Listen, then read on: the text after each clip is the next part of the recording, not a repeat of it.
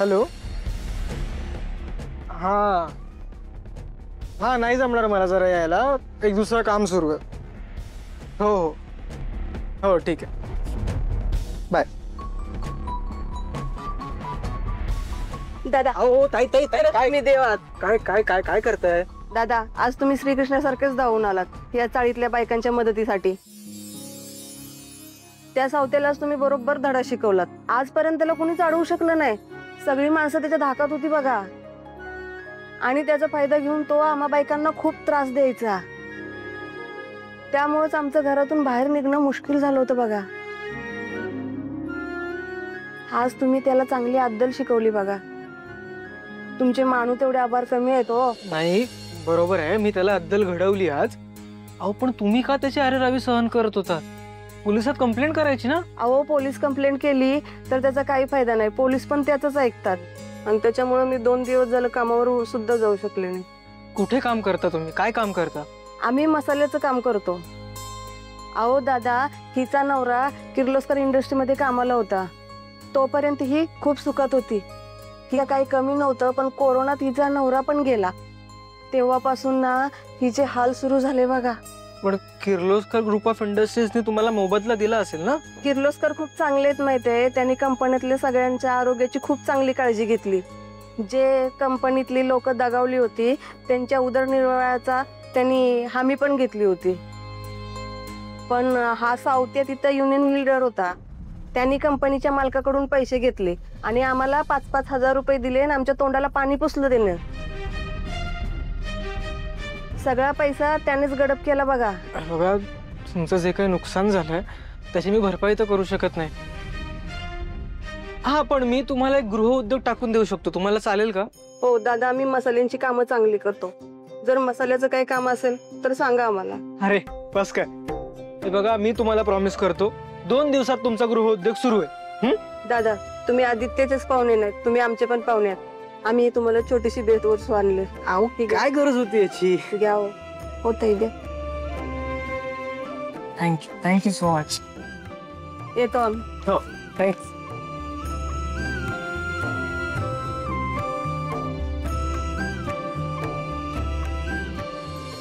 हा, तर प्रवीण कामकर ना? हो, त्यांना जरा आउट ऑफ इंडिया पाठवलंय. येतील 2-4 दिवसात. हो, बिझनेस संदर्भातच गेले आहेत, येतील. प्रीतम, बघा ना पारू कशी करते. मी करतो. काय झालं? मी आता पुन्हा तिच्याकडे जाऊन आले. तिला म्हटलं सांग मी काही मदत करू का तिला, पण नाही, ती माझं काही ऐकतच नाहीये, मला मदतच करू देत नाहीये. आणि आता तर मला ती स्वयंपाकघरात उभंही करत नाहीये. ऑब्विसली प्रिया, अगं पारू आहे ती सवय आहे रे या सगळ्याची तिला. म्हणजे पारू यायच्या आधी आपल्या घरी सावित्री आत्या सगळं काम करायचे, स्वयंपाक वगैरे. हो, पण जेव्हापासून पारू आली आहे ना, तिने सावित्री आत्याला पण किचन मधून बाहेर काढले. ती ना सगळं खूप प्रेमाने बनवते, तितक्याच प्रेमाने खाऊही घालतो. खरंय, पारू किती प्रेमाने करते ना सगळ्यांचं. आदित्य दादा आणि पारू इथे किती खुश आहेत ना प्रीतम. म्हणजे बघा ना, इथे आपल्यासारखं मोठा बंगला, सुख सुविधा, नोकर चाकर हे सगळं काहीच नाहीये. पण या चाळीत प्रेम, शांती, विश्वास हे सगळं आहे. आणि त्यामुळेच इथे सगळे खूप आनंदाने मिळून मिसळून राहतात. हे आपण पण इथेच राहूया का? कशाला जायचं ना बंगल्यात? प्रीतम, मलाही आवडलं असतं दादा आणि पारू सोबत इथे राहायला. पण ही गोष्ट विसरून चालणार नाही की आता सगळ्या घराची जबाबदारी आपल्यावर आहे. आणि पारू आणि आदित्य दादांना जर घरात आणायचं असेल ना, तर तिकडे त्या बंगल्यात राहून आपल्याला आईंचं मन वळवायला पाहिजे. आता फक्त लवकरात लवकर आईंनी पारू आणि आदित्य दादांना माफ करून घरात घेतलं पाहिजे, बास. आणि आपण जर इथे राहिलो ना प्रीतम, तर हे सगळं कधीच शक्य नाही होणार. करेक्ट. दादा, अरे काय झालं? लॉटरी वगैरे लागली आहे का?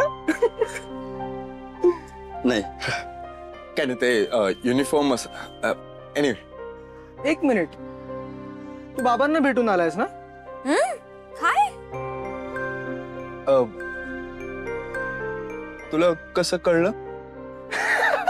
दादा, अरे तू बाबांना भेटल्या भेटल्या मिठी मारलीस, करेक्ट आहे. मी आयुष्यभर बाबांचाच परफ्यूम चोरून वापरत आलोय रे. घमघमाट सुटलाय बाबांच्या परफ्यूमचा.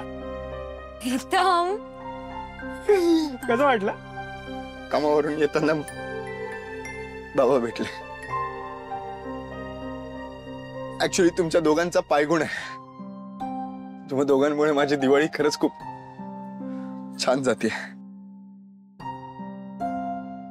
चल तुम्ही असे बाहेर का उभे आहात? चला ना आतमध्ये चला. तो सावत्या नीच आहे दादा. एक मिनिट, काय झालं? म्हणजे मुलींना वगैरे छेडणं तर आहेच. अरे पण तुला माहितीये आपण कोविडच्या वेळी आपल्या कामगारांना काही पैसे दिले होते. काय? त्यातले फक्त 5,000 त्यांनी पुढे केलेत.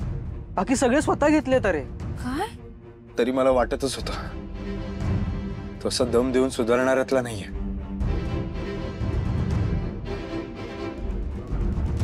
प्रीतम, या सावत्याचा जरा आपल्याला वेगळ्या पद्धतीने विचार करावा लागेल. नाही नाही नाही, म्हणजे त्या कामगारांच्या कामाचं बघितलंय मी.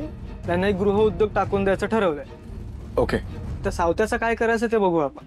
ठीक आहे. जे करशील ते फक्त जपून कर. ओके? येस. मी आलो जरा फ्रेश होऊन. हो.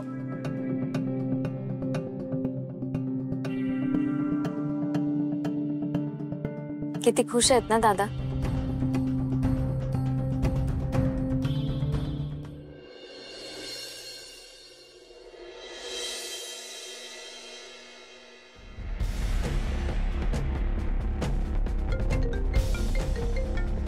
अहिल्या, लक्ष कुठे आहे तुझं?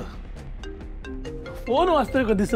हे गुरुजींचा फोन आहे, घे बघ काय म्हणतात. नमस्कार गुरुजी, बोला. अहिल्या देवी, उद्या लक्ष्मीपूजन आहे. हो पूजन मुहूर्तावरच व्हायला हवं. हो गुरुजी, उद्याची पूजा मुहूर्तावरच होईल. अहिल्या देवी, घरात पुढची पिढी आलेली आहे. लक्ष्मी आली आहे घरात. त्यामुळे लक्ष्मीपूजन पुढच्या पिढीने म्हणजेच तुझ्या मुलांच्या व सुनेच्या हातून व्हावं.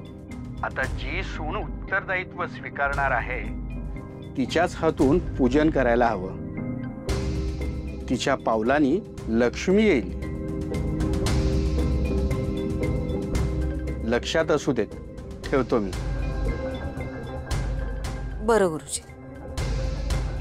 काय म्हणाले गुरुजी? गुरुजी म्हणत होते की उद्याचं लक्ष्मीपूजन आपल्या मुलाने आणि सुनेनेच करायचं. म्हणजे उद्याचं लक्ष्मीपूजन प्रीतम आणि प्रिया करतील. अगं